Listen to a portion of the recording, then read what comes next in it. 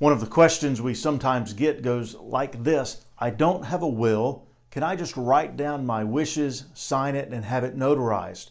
Is that going to do the trick? Hi, I'm attorney Joel Beck of the Beck Law Firm LLC in Lawrenceville, Georgia. And in today's short video, I'll answer that question.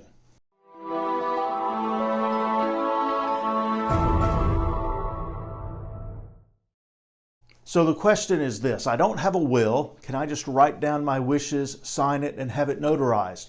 Is that going to be a valid will here in Georgia? The answer is no, it is not, because that does not meet the requirements for a validly executed will here in Georgia. So what is required? Well, first off, there's no particular form that's required, but the testator, the person making the will, needs to be 14 years of age or older. They need to have the legal capacity to sign the will as set forth under Georgia law. They need to sign the will freely and voluntarily. They can't be forced or coerced into it.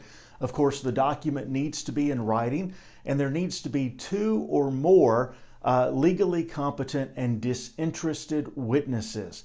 That is what makes a will valid in Georgia. Now, the will itself is not notarized. It's just going to be signed by the testator and signed by the witnesses.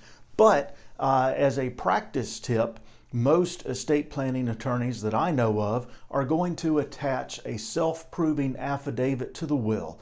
That's an affidavit that's signed by the testator and the 2 witnesses before a notary that affirms that the will was validly executed.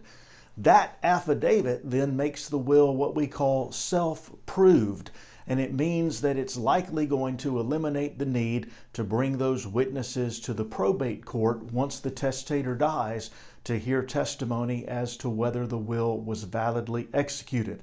So the bottom line, simply writing down your wishes and signing that before a notary, that does not make a valid will.